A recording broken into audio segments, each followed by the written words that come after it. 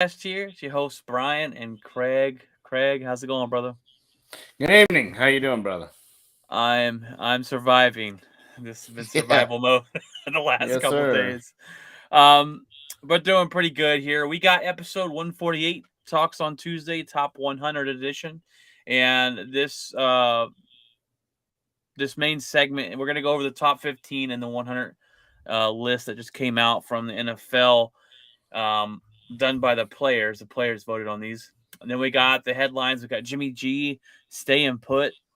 We have the Buffalo Bills parting ways with their kicker. We've got a rookie running back who's been shot, and much, much more right after this, guys.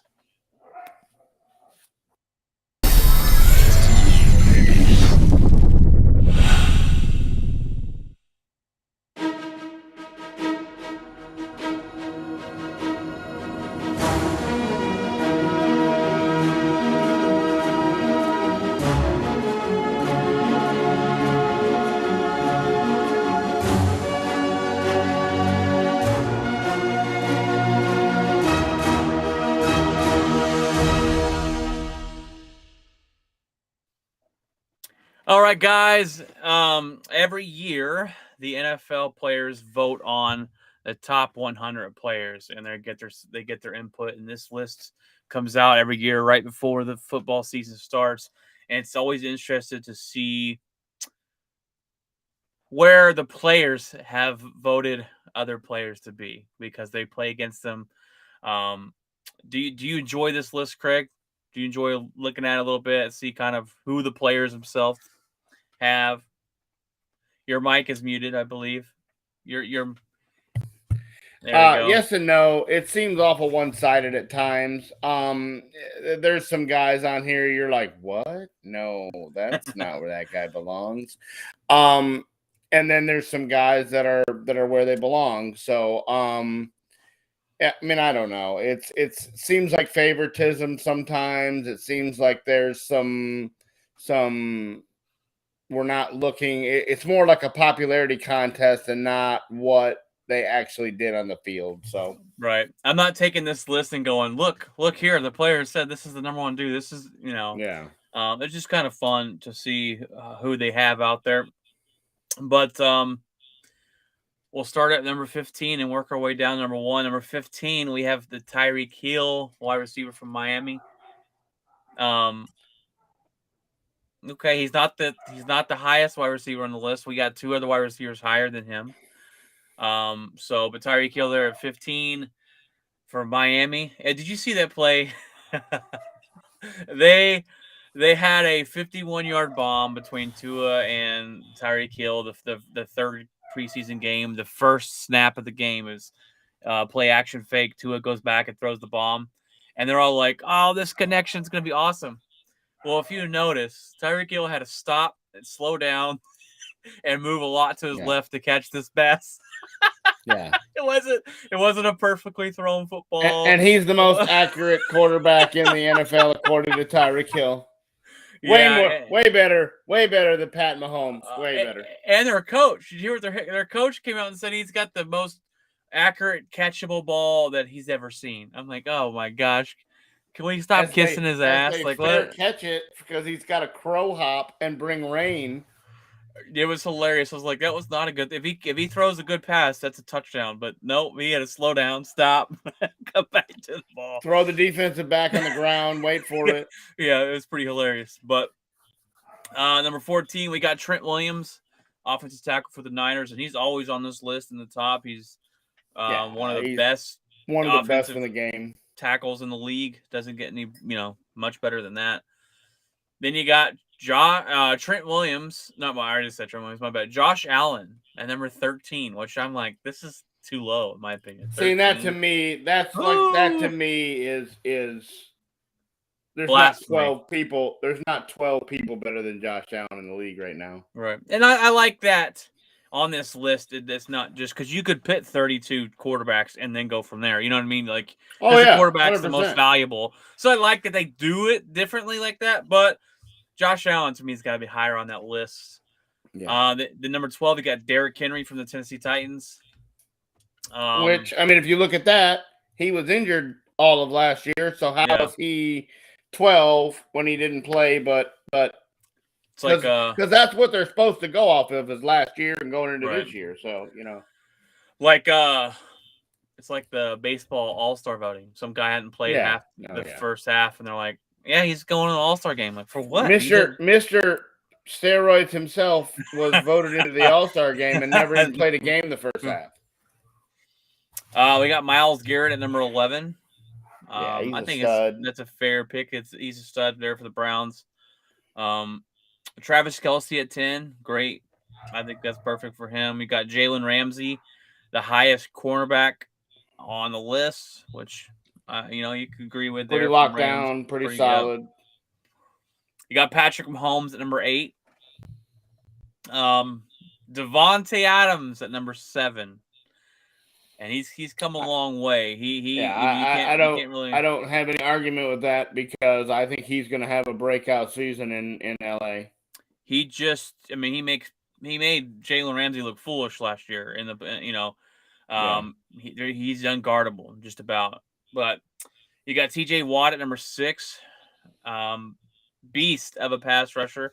He almost broke the single season sack record last year. Probably should have.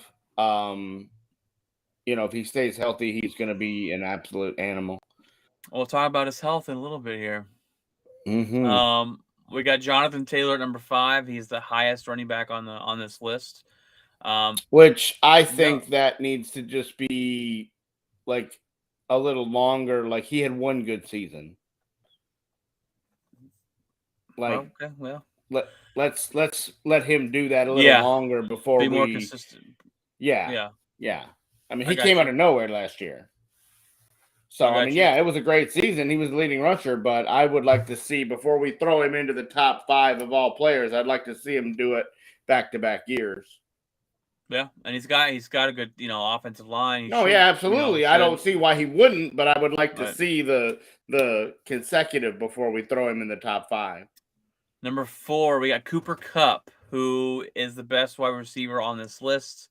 At number 4 from the Rams. So far, again, here's a guy who's been okay, but he gets with Stafford and has one great season, and now all of a sudden he was healthy. I mean, he misses a lot.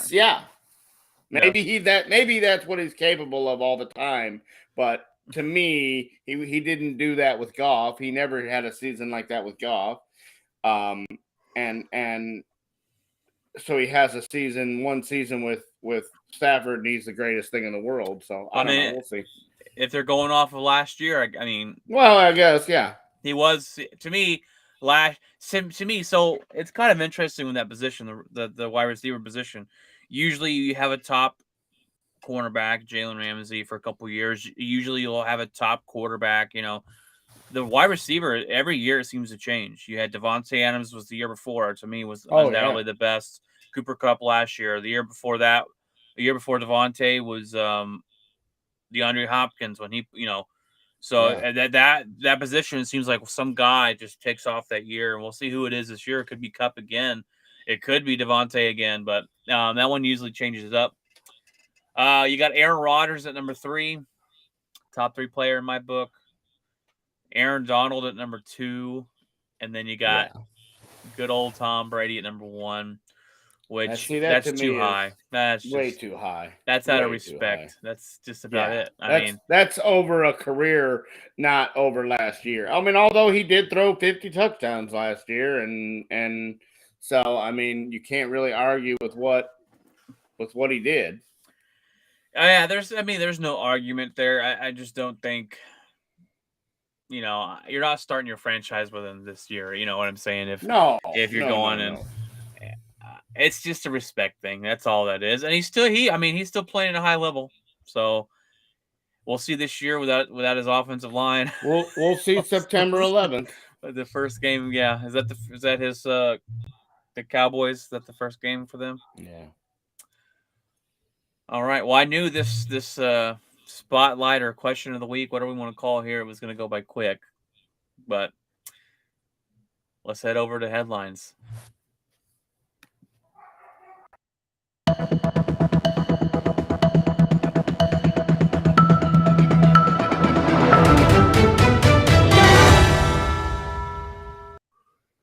Well, in the headlines, I made my list and I was all good to go. And this breaking news hit last night. The 49ers and quarterback Jimmy Garoppolo, Jimmy G, there are agreed on a contract to restructure his deal, making him the highest paid backup quarterback in the NFL.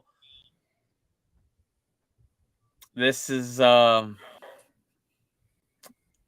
not good, in my opinion.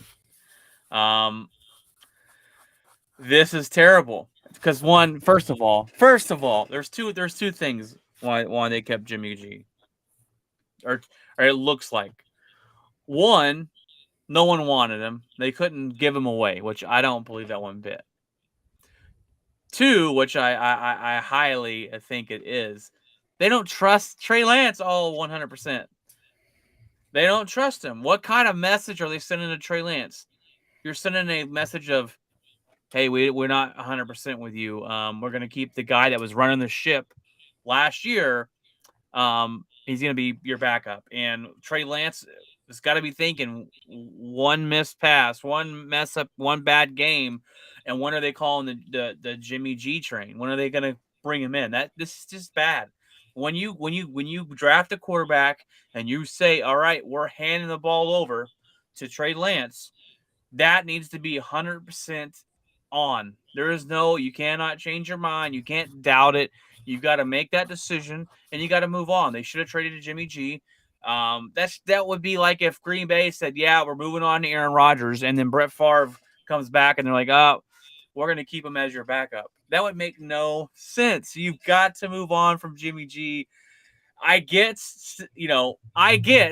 Craig, that if Trey Lance goes down, they have the best backup quarterback in the NFL, and he can continue to, go on like probably better than they were with Trey Lance. But I don't like this from the optics look, from perception. I don't like it for Trey Lance.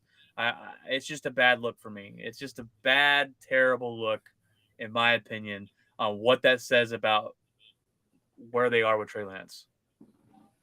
Yeah, I mean, it does put pressure on Lance, and it is for two different reasons. I believe it's not that they didn't want to trade him. I think they couldn't get what they wanted to ask for him. And I think they weren't going to release him because guess who needs a quarterback? The Seattle Seahawks in your own division, and you're going to have to face Jimmy twice. So they weren't going to cut him and allow that to happen. So they went to Jimmy and just said, listen, we're going to money whip you. You're going to stay here, and then after this year, we'll deal. And then we know for sure what we have in Trey Lance. I mean, it is the biggest safety net that, I mean, like we said before, whoever made the decision to go with Lance, their job's on the line. Well, I think that they just protected their job by keeping Jimmy G as a safety net. If we start out 2-4, watch out for the Jimmy G train. And and if you keep him, do you restructure him again and give him his money back and cut Trey Lance? Trey Lance turns into Jordan Love after that point. To me, you can't put Jimmy G in and then trade him away and bring Trey. No, once you leave and go back, you have to trade him. The Jimmy G train, you have to stay with Jimmy G, or you have to just live with Lance, and the only reason that you replace him is an injury. And then when he comes back from the injury, no matter what Garoppolo's doing, you got to put Lance back in. If that's the only way it works. If you bench Lance for bad play, then you can never go back to him, and his career in San Francisco just never existed. And I don't get people say Seattle needs a quarterback, which I get that. Obviously, that's easy to see. But if the 49ers don't want to keep Jimmy G and they don't think he's good enough to be their starting quarterback, then why do they give a crap if he goes to Seattle? He's not going to beat you. Seattle's garbage. Straight up, one of the worst teams in the NFL. Sorry, Seattle fans. Hopefully none of you take that too harshly. But they're not good. You trade them, rebuild. You trade them. You trade them away to anybody that's going to give you the highest bid. And maybe even Seattle didn't give the right trade compensation. They just didn't want to lose him for no compensation. Well, they figured, everyone in the NFL figured, hey, you're going to cut the guy, so why would I trade you a bunch of stuff for him? I agree. So, and I get the side of, well, yes, if Trey Lance gets hurt, we can continue with our season. We'll probably be better with Jimmy Garoppolo than Trey Lance. But you're not going to be worse. You're not going to. You made the NFC Championship last year, so this is whoever they are hedging their bet. Okay, we're going to keep Jimmy G in case, and it's just to me it's bad. This is Shanahan going to the owner, going, "Hey man, give me a backup plan. I need a backup plan." It's almost as bad as the Jets. You draft your future quarterback. You bring in Joe Flacco as a veteran quarterback. You pull out your rookie quarterback last year. You don't know if he's ready. You keep doing that, you're going to ruin his confidence. You're going to ruin the guy. And there's already there's been talks about he's got a short leash. Well, you got to give the guy some time. It takes usually when you draft a rookie quarterback by year 3, we kind of can see what they're going to be, but you haven't even given him that. And they've got to give Trey Lance some time. You drafted him, put some faith in him, and I think whoever drafted him is having some buyer's remorse right now, and they're like, "We got to hold on to Jimmy. We can't let him go." I don't think Shanahan ever wanted him. I think that was a John Lynch pick. I think Lynch forced him down his throat. I think he wanted somebody different. And what's interesting with that, you say that, but Shanahan really wanted Mac Jones. They said Shanahan. That's what I'm saying. That's what I'm saying. I think Shanahan wanted Mac all along, and then Lynch trumped him and took Lance. Not Shanahan. I want my guy. I thought Lynch wanted. The rumors were that Lynch wanted Mac Jones and almost walked out when they didn't pick him. When they didn't get him. Oh, okay. Well, I knew there was a battle between those two guys. The Lynch wanted one guy and Shanahan wanted the other, and this makes sense to that Lynch. This to me, I think Shanahan wants to go with Trey Lance because I think that's his guy, and I think Lynch had said we can't let go of Jimmy G because I don't believe in Trey Lance. I'm not sure. Possible. It could be the other way around. 105.3 The Fan said that yesterday about that, or actually today about rumor is that Lynch wanted Mac Jones and almost walked out when he didn't get him. So I don't know. That makes sense. And eventually there'll be a book on it. Eventually we will know. Yeah, we'll know because somebody's going to quit or lose their job over this. We already had called that. Mm-hmm. But this is bad optics. This is bad for Trey Lance, and it puts all the pressure on him. It's no good for Jimmy either to sit there and lose a year career. He's already had to sit in New England and waste so many years of his career behind Brady. And then he gets this opportunity and thinks he's the guy. And he had some injuries when he first got to San Francisco, but he played well when he was healthy. He played well and won games. And they still go out and draft another quarterback after giving him all the money. It made no sense from why they drafted a quarterback anyway. They had just given Garoppolo the big contract, and you go out and draft another quarterback. I mean, it's almost like you just gave Rodgers the extension and you go draft Jordan Love in the first round. You're like, what? That doesn't make any sense. Did you hear I don't mean – Did you Jordan hear Love will never see the light of day. Oh, no. And we might as well trade him now. He will never be a quarterback for the Green Bay Packers. No. Because his fifth-year option is already almost up, and he hasn't had enough to even judge on whether to pick his option up. And we're going to have to either just pay him blindly or just or just let him go. Trust me, that's been our GM's biggest debacle is the Jordan Love pick. Other than that, I like all the other picks he's made, but that pick I was like, oh. Especially when you needed some weapons for Rodgers to have. Yeah. I was going somewhere with it, but I forgot where I was going. They've got to trust in Trey Lance. They've already made that move. They cannot go back. It's just not going to work out. And what do they say in the NFL? When you have 2 starting quarterbacks on your roster, you have 0 starting quarterbacks on your roster. But all right. Well, the next one. Well, this is a story I kind of went ham bananas on Friday. The Buffalo Bills kicker Matt Ariza and his whole rape investigation, and the Buffalo Bills. I called them out. I said, what's going on? Why have you not let go of this guy? Well, Craig, Buffalo Bills parted ways with their kicker after the rape accusations. Now there's rumors. That they didn't know. They say, well, there's not rumors. They said they didn't know when they drafted him about the sexual rape investigation going on against him. And they found out later, and they still held on to him for a little while. I think they held on to him until they saw the PR hit, until it finally hit the fan. And they've kind of like, all right, we're going to move on. And I've gave the Bills a little too much credit, I think, but their owners came out and said our culture is more important than winning football games, and that's fantastic mentality. Now, would they have done it if it was a starting quarterback? I'm not sure, but they moved on from the kicker, and they said that they did, he said that we aren't saying he's guilty, but at this time it's better if we part ways. And for people out there, I want to clear something up real quick, because a lot of people out there are quick to dismiss these things. Oh, well, the woman just accusing him now because he's famous, or he's going to be famous kicker or whatever. No, go read the reports. Go look up the story. The girl went to the police the day after she got raped, or supposedly raped. And the police is the one we need to look at here for taking their time. They took their time.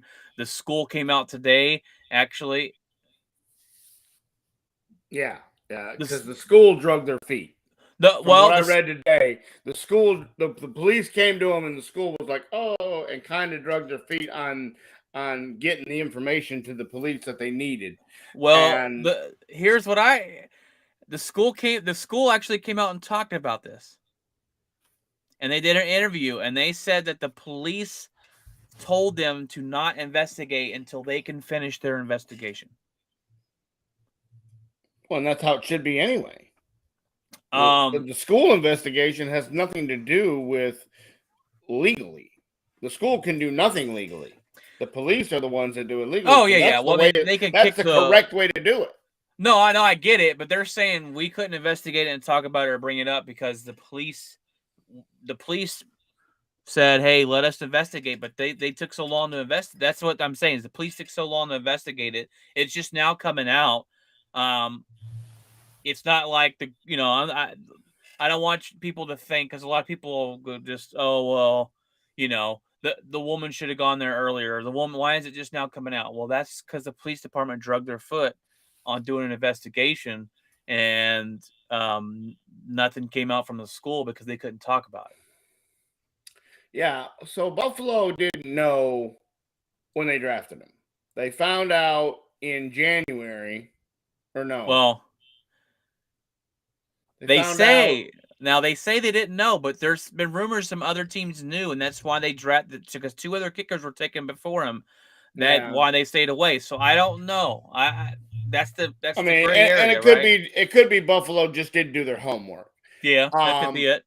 But anyway, they held on to him because he claims he's 100% innocent. He claims there's no truth to this. It's a money grab.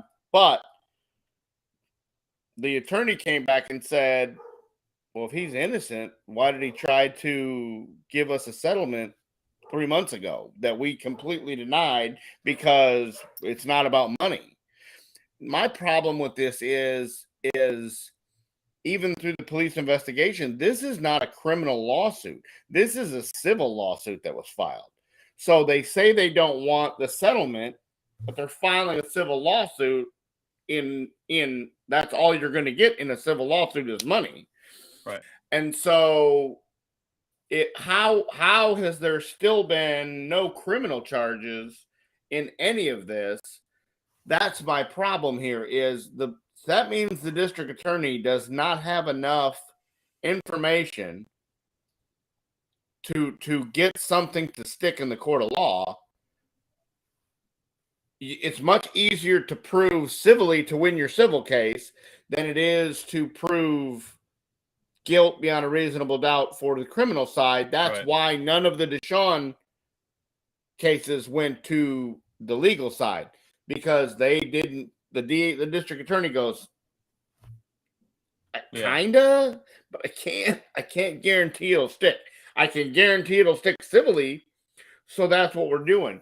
But this kid claims, hey man, I didn't have anything to do with this. This wasn't me. This wasn't deal. So I don't know if you see somebody down the road take another flyer on this kid and give him another chance, or if his career is over before it ever started. Yeah. But my problem is she did go to them. They did their investigation, and here it is a year later, and we still don't have enough to there's no DNA, there's no fingerprints, there's no other witnesses, there's no alcohol or whatever she had, because she claims that there was more in the drink than just alcohol.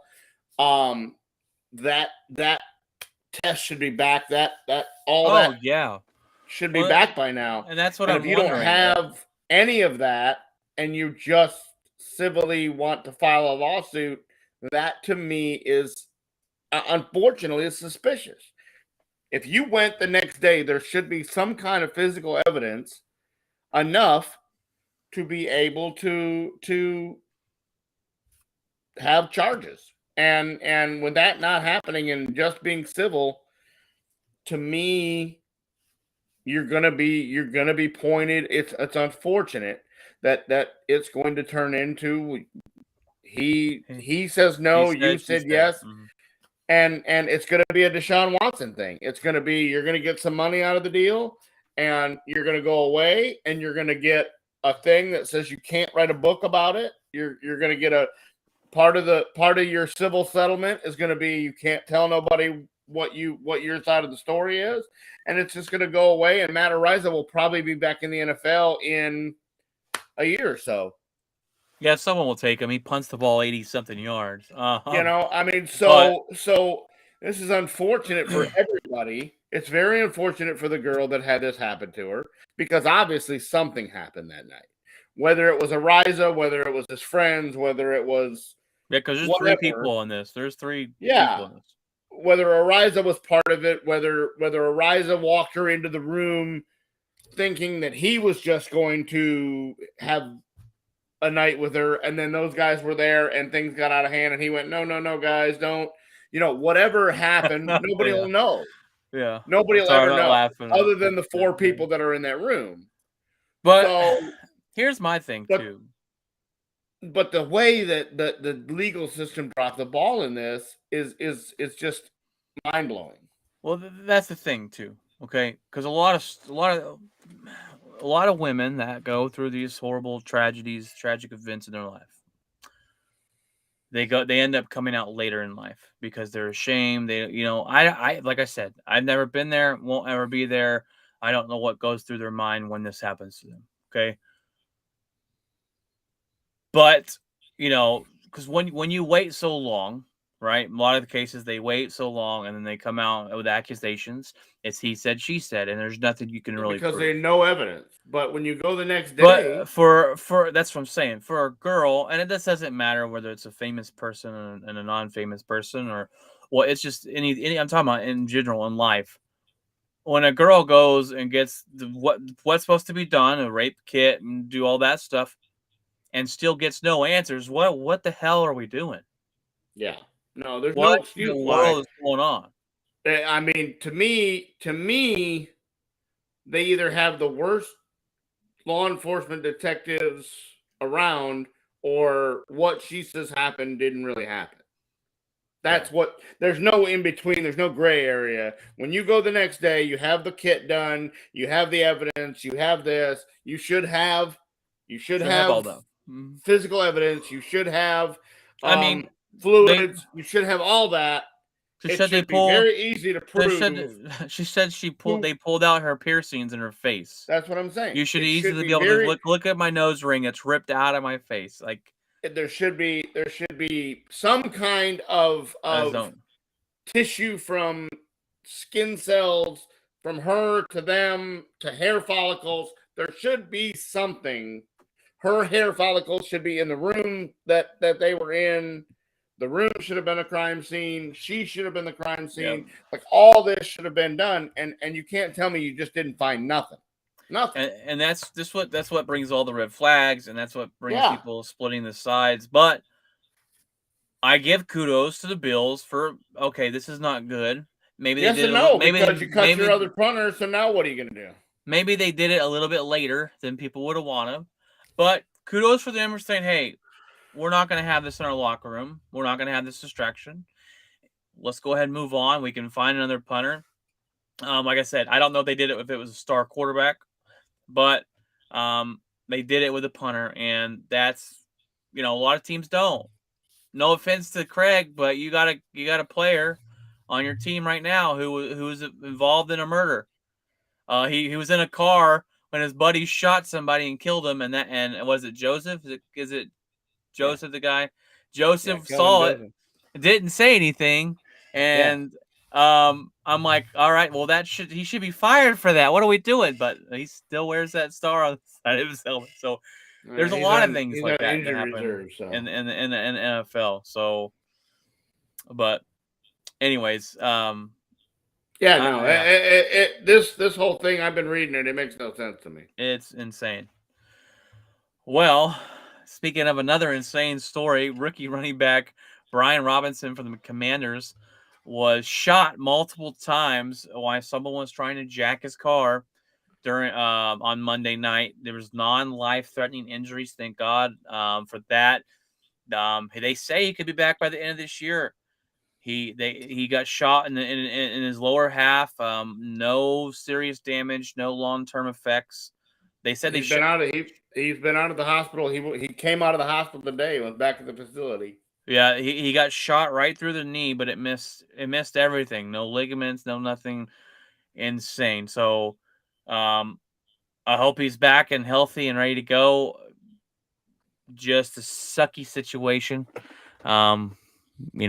See someone with a nice ride and then they want that ride. And, whew. Yeah. Bad place, wrong time is all that is. Wrong time, yep. TJ Watt. Now, I haven't read any information on this to try and find out what his injury was. I mean, I tried to look it up, but they didn't really come out with it. I know it's a knee injury, but that's all I know. He goes down with a knee injury in the last preseason game. All it said was it avoids a long-term concern. So the play for him and the play for Thibodeau from the Giants were very alike. A big lineman dives right at your kneecap and rolled both of them up. They both look nasty. This should be illegal. What is going on? The NFL's NFL's got to step up. It's illegal if you're getting blocked up top. Yes.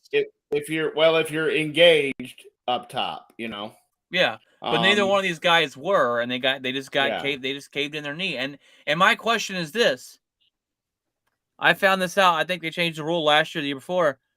For pulling guards, a cornerback can't go low. You have to just take sorry, the language. You have to take the freaking hit.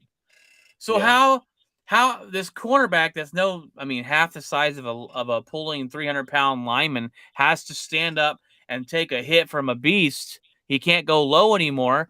Well, why does this lineman get to go low and take out the knee of my defensive end? That outside linebacker. That makes no sense to me. And now you've completely taken out Thibodeau, who the Giants and I was interested to see what he was going to do with their first round pick.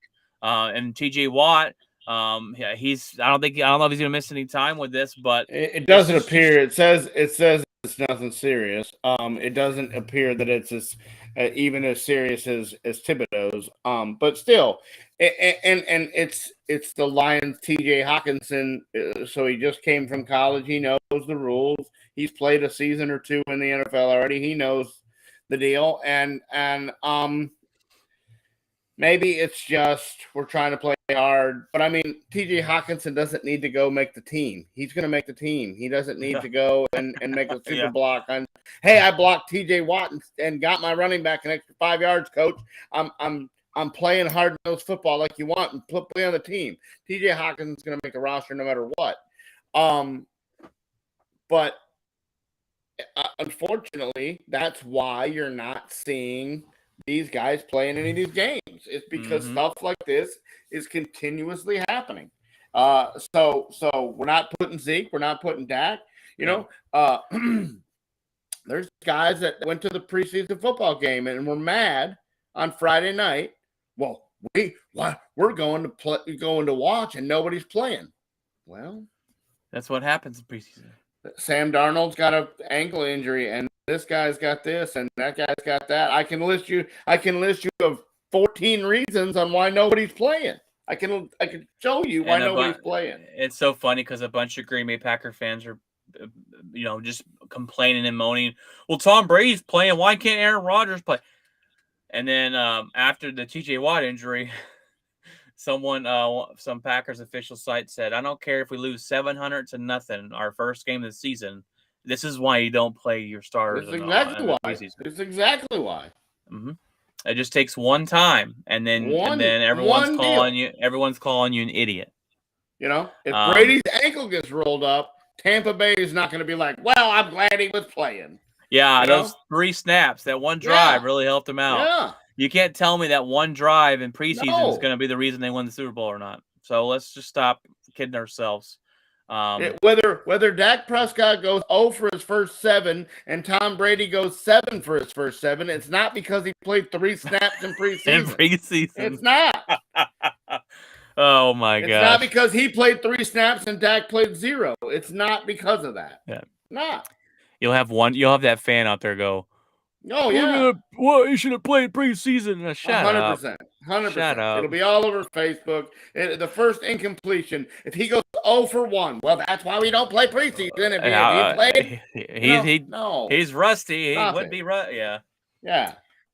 Well, the last headline, Zeke will come out and fumble the first carry. Well, he should have played preseason. Oh, he should have. Yeah.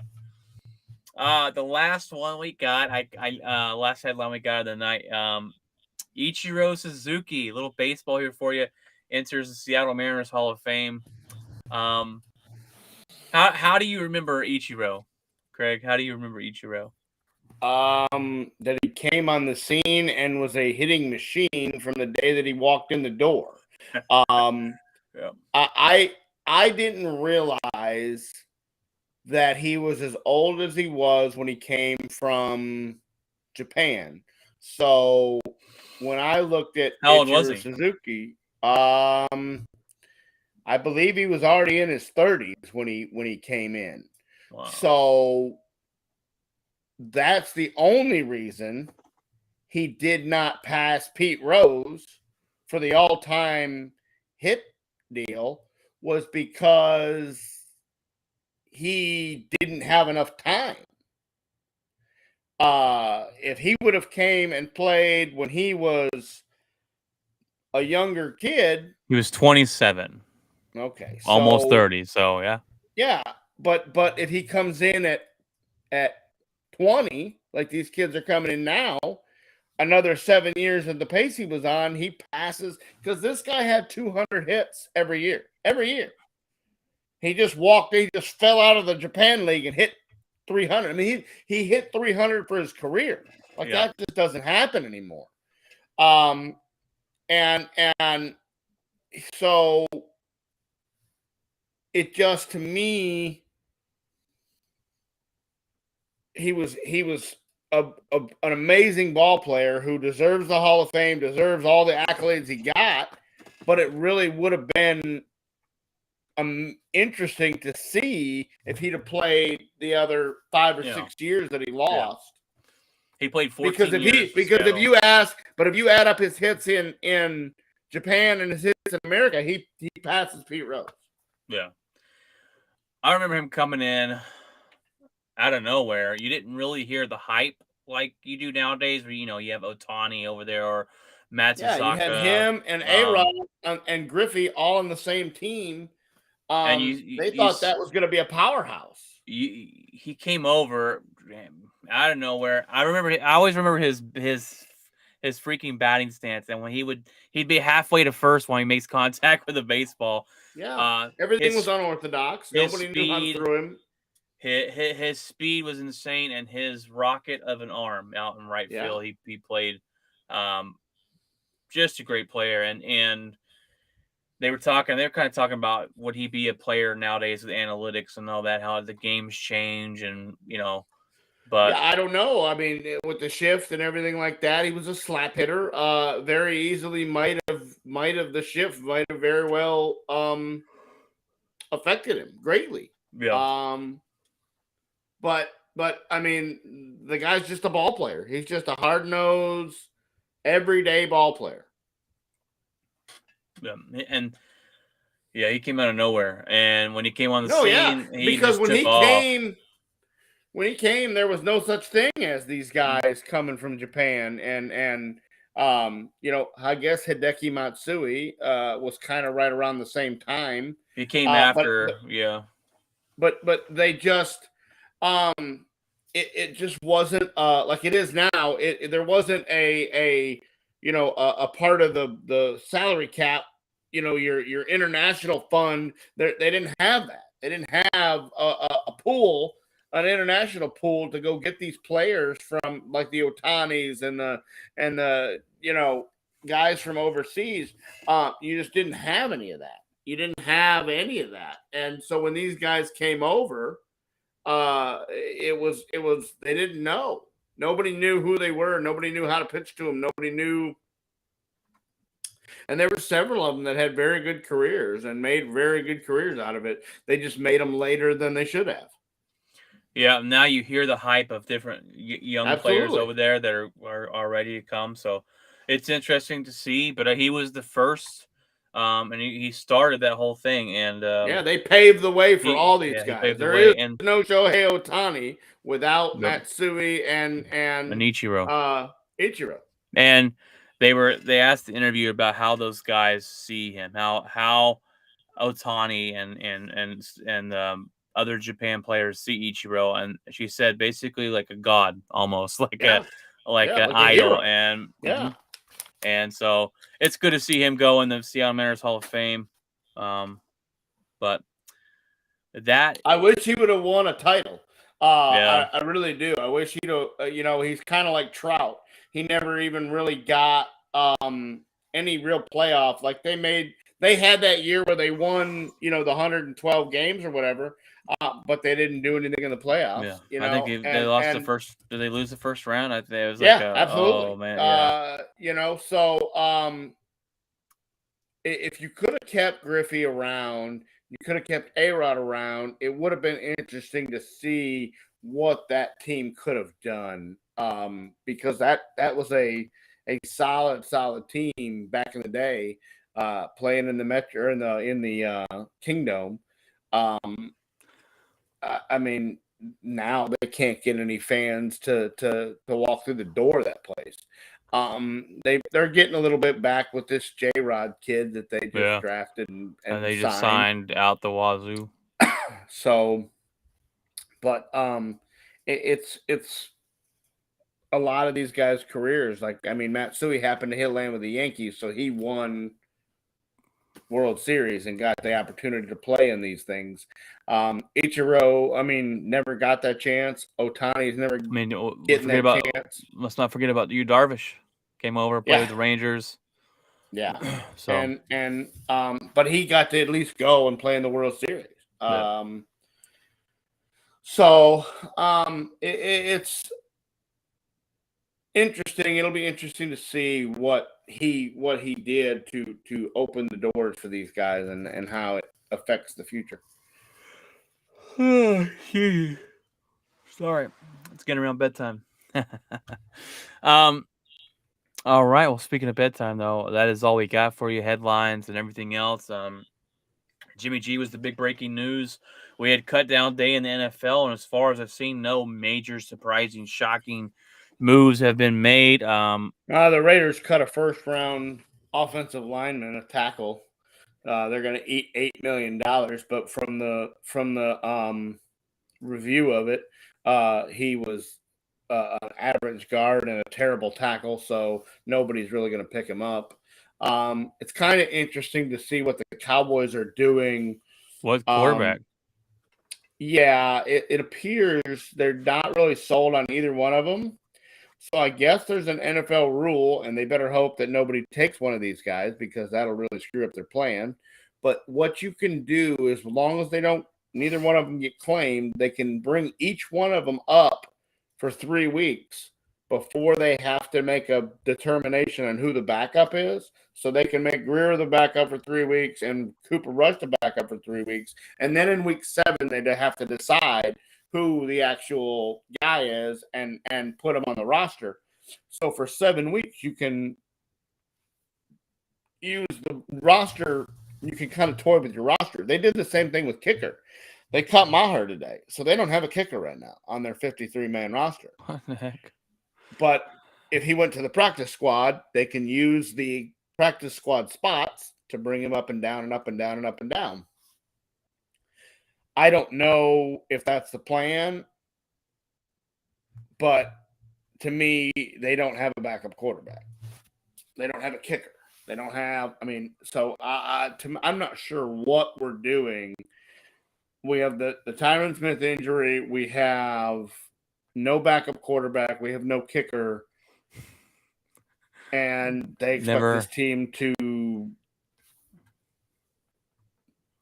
be in the playoffs, and Tyron Smith will be back in December to make a Super Bowl run. No, Jerry, that's not how it works. Yeah. So Marlon Mack got cut today from the Texans. It appears that they're just trying to be the worst team in football. They're just giving Lovie Smith absolutely nothing to work with over there in Houston. So there's that. So that was kind of really the only shocking one that I saw. Maybe a linebacker here, but nothing major. And it'll be interesting to see what Carolina does to back up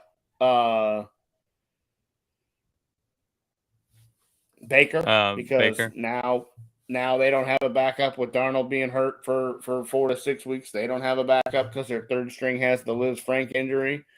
Kellen Mond got cut. He's out there. He's probably the best. The guy from A&M is probably he got drafted last year, right? Yeah. So he was cut. So that's probably the best backup that's available right now. If Carolina was to go find him, or somebody was to go find him, I guess you could say Cam Newton's still out there. I could call Cam and let him back up Baker and do it that way. But Carolina's kind of, if I'm Matt Rule, and I'm fighting for my job, to not have a backup quarterback and have a running back that's made out of paper mache, I'm a little bit scared for that situation. So it'll be interesting to see what happens when the season starts. But a lot of rosters got cut down today and don't have a lot of positions that you really need. You got several teams without a backup quarterback. You got the Bills without a punter that I know of. You got the Cowboys without a place kicker. Actually Carolina doesn't have a place kicker either. Their guy had a severe groin or some severe leg injury. They had to cart him off the field in the third quarter of the preseason game, so they don't have a kicker. So to me, you got 53-man rosters out here, and they don't have a lot of positions that you need to fill a football team. So it's interesting to see how these teams are doing it now. They had 80, they had this, they had that. They got 3 or 4 different cutdowns, and you got teams without backup quarterbacks and place kickers and punters, and we're 10 days away from the start of the season. So it'll be interesting to see how it all shakes out. Yeah. Mason Crosby for the Packers just came on. They had to get him off the PUP list by today, or he had to miss 4 games. Yeah. And he just got him. I'm like, Mason Crosby, no offense, buddy, you've been great, but I don't trust him. He missed a lot of kicks last year that he doesn't ever miss. I don't trust him anymore. So kickers are apparently hard to find. Apparently. Hard to find. So. But I bet you, what's that phone call going to be like for the Bills? Hey, I know we just cut you. We cut you for a guy. We thought you an extra. Yeah, we cut you butt for a guy that was a rookie who we thought was going to pan out, but it turns out he might be a rapist. So I gotta need you to come on back here. So that was just an early April Fool's joke. Yeah. We were just kidding. Just kidding. Oh my god. It's all fun and games. Oh we'll put an gosh. We'll put an extra sack of money in your locker. Yeah. Oh, I'd be like, yeah, give me an extra $5 million and we're good to go. So we'll pay you under the table, give you a commercial, we'll do something. Yeah. We'll let Josh take you to dinner. I don't know. Yeah. Insane. If I'm the Bills, I'm having Josh Allen call him going, hey man, those guys are just, don't worry about them guys. It's real weird. So all right, brother. All right, brother. Well, that's the show for tonight, guys. I will see you Friday. Craig will not. Do you want to give us a what's in your locker since you won't be doing it on Friday for a while? Yeah. Let's go ahead and more high school football, it looks like. The Centennial Spartans are 1-0. They beat Burleson and John Kitna 42-13 on Friday night. And we're marching into to hopefully have another solid season, and hopefully the rain stays away and we can play some football and get these kids in the band ready for their competitions come the end of September. So they use the football games to get the show all prepped up and play for the fans, and then they go and do their band competitions the end of September. So hopefully it all works out, and we'll be back. We'll be back in 8 or 10 weeks. So nice. Whooping John Kitna. Other than that, I got a fantasy football draft on Saturday. That'll be about it. Nice. Yeah, I'm setting up the Survivor League. So hoping to get more people in it than we had last year. I got a couple flakes this year that aren't playing this year, but hopefully we'll get some people in there. But all right, guys. Well, Craig won't be on Fridays. He's got the high school football and high school band going on, but I will be on Fridays, and Jeff will be on Fridays when he can make it. He was on last Friday, so that was really good. Other than that, guys, I hope you have a fantastic rest of your week. It's supposed to rain here every day till I don't know when here in Texas. I'm just hoping our trucks don't break down, and then we can get through a day 6 months without rain, and now we're gonna get it all in a month. So yeah, we're gonna get it all in a month. God tried to give it to us all last Monday, but yeah. But all right, guys. Well, God bless, and remember, keep it outspoken.